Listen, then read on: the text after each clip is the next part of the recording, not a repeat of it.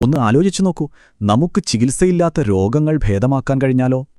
അല്ലെങ്കിൽ മുംബൈ, ഡൽഹി പോലുള്ള നഗരങ്ങളിലെ ട്രാഫിക് ജാം എന്നേക്കുമായി ഇല്ലാതാക്കാൻ കഴിഞ്ഞാലോ?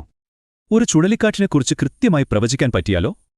ഇതൊന്നും സയൻസ് ഫിക്ഷൻ അല്ല, ഇത് 2025-ൽ സംഭവിക്കാൻ പോവുകയാണ്. അപ്പോ എന്താണത്?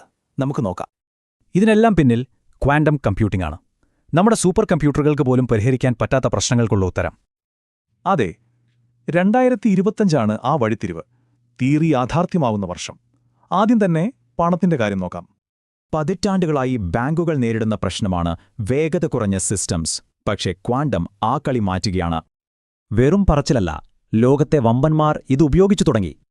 2025 ഫെബ്രുവരിയിൽ JP മോർഗൻ അവരുടെ സാമ്പത്തിക പ്രശ്നങ്ങളുടെ സങ്കീർണത 80% കുറച്ചു. അടുത്തത് ആരോഗ്യം. പുതിയ മരുന്ന് കണ്ടുപിടിക്കാൻ വർഷങ്ങളെടുക്കുമായിരുന്നു. പക്ഷേ ഇനി അങ്ങനെയല്ല. ഈ കമ്പനികൾ ഒരുമിച്ച് ആന്റിബയോട്ടിക്കുകൾ മുതൽ ക്യാൻസർ വരെയുള്ള ഗവേഷണത്തിന് വേഗത കൂട്ടുന്നു. ഇത് ശരിക്കും വലുതാണ്. ഈ മാറ്റം നമ്മുടെ ഡെയിലി ലൈഫിനെയും ബാധിക്കും. നിങ്ങളുടെ ഓൺലൈൻ ഓർഡർ മുതൽ യാത്രകൾ വരെ. കമ്പനികൾ ലോജിസ്റ്റിക്സിലെ വലിയ പ്രശ്നങ്ങൾ പരിഹരിക്കാൻ ക്വാണ്ടം ഉപയോഗിക്കുന്നു. എല്ലാം ഫാസ്റ്റും സ്മാർട്ടുമാവുന്നു. ഇതിന്റെ ഇമ്പാക്റ്റ് ഉണ്ടോ?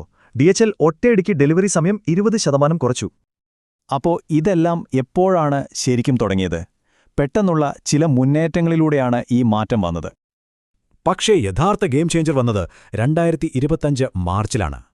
ചരിത്രത്തിലാദ്യമായി ഒരു ക്വാണ്ടം കമ്പ്യൂട്ടർ ഒരു സൂപ്പർ കമ്പ്യൂട്ടറിനെ ഒരു യഥാർത്ഥ കൊമേഴ്ഷ്യൽ പ്രോബ്ലത്തിൽ തോൽപ്പിച്ചു. പക്ഷേ വലിയ ശക്തിക്ക് ഒരു മറുവശമുണ്ട്. നമ്മുടെ ഇന്നത്തെ എല്ലാ ഡിജിറ്റൽ എൻക്രിപ്ഷനും തകർക്കാൻ ക്വാണ്ടത്തിന് കഴിയും.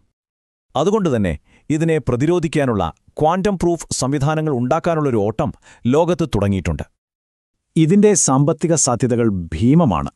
ഇത് കുറച്ച് വ്യവസായങ്ങളിൽ നിന്നുള്ള തുടക്കം മാത്രം. ഈ സംഖ്യ വെറുമൊരു തുടക്കം മാത്രം. യേ തോ ബസ് ശുരുവാത് ഹൈ. അപ്പോ ക്വാണ്ടം യുഗം ഇവിടെ എത്തി. ചോദ്യം ഇതാണ്: ഈ ശക്തി കൊണ്ട് നമ്മൾ എന്തു ചെയ്യും?